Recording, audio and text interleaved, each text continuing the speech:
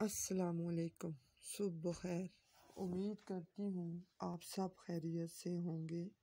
اللہ تعالیٰ آپ سب کو اپنی امان میں رکھے، آمین۔ آج ہفتہ 17 اپریل ہے۔ آج آپ نے اردو کا کام جو ہوگا وہ اردو بی کی کاپی پہ کرنا ہوگا۔ ایک آپ نے اردو الف بنائی ہے کاپی اردو اے، اور ایک بنائی ہے اردو بے یا اردو بی، ٹھیک ہے۔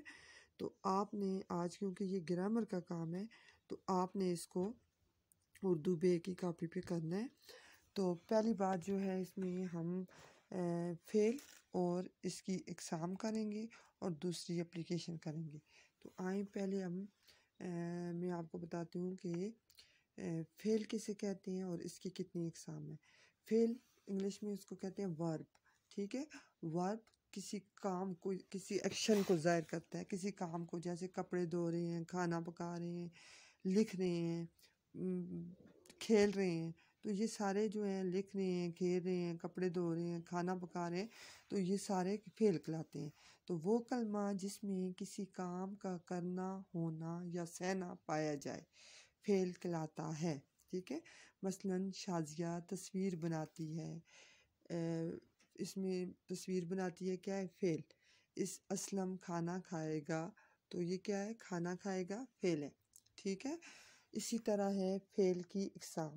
تو فعل کی 3 اقسام ہیں: فعل ماضی، فعل حال اور فعل مستقبل۔ فعل ماضی وہ فعل جس میں کسی کام کا کرنا یا سہنا گزرے ہوئے زمانے میں پایا جائے۔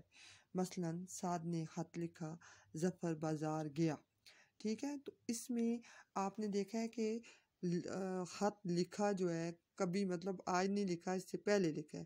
اسی طرح بازار گیا، یہ نہیں پتہ کہ کب گیا لیکن پہلے گیا، یہ پتہ چلتا ہے کہ وہ ماضی میں گیا ہے، مطلب گزرے ہوئے زمانے میں گیا ہے۔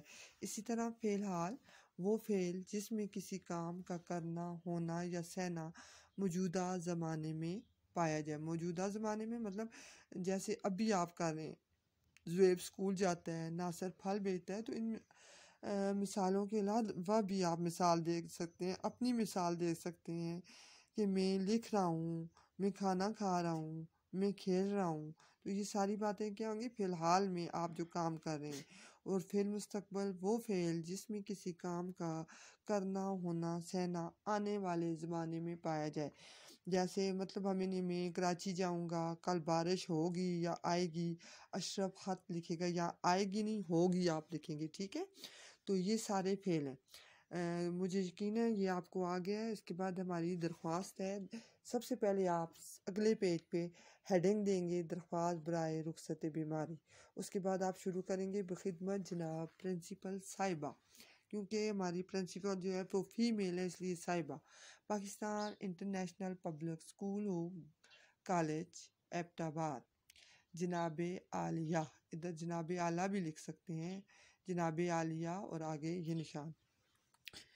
مدبانہ گزارش ہے کہ مجھے کل شام سے سخت نزلہ اور بخار ہے، جس کی وجہ سے میں اسکول حاضر ہونے سے قاصر ہوں، لہٰذا مہربانی فرما کر مجھے 1 یوم کی رخصت عنایت فرمائی جائے۔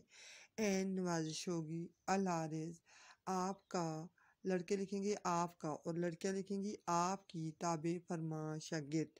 آگے نام میں آگے ڈیش ہے تو اپنا نام لکھنا ہے، جماعت پنجم، اور جو تاریخ یا مورخ ہے وہ آپ نے سائڈ پہ کر کے لکھنا ہے، رائٹ سائڈ پہ پیج کی تاریخ 17 اپریل 2021، ٹھیک ہو گیا۔ تو آپ یہ اپنا کام کریں نیٹ اینڈ کلین، پھر مجھے سینڈ کر دیں۔ اوکے جی، اللہ حافظ، بیسٹ آف لک۔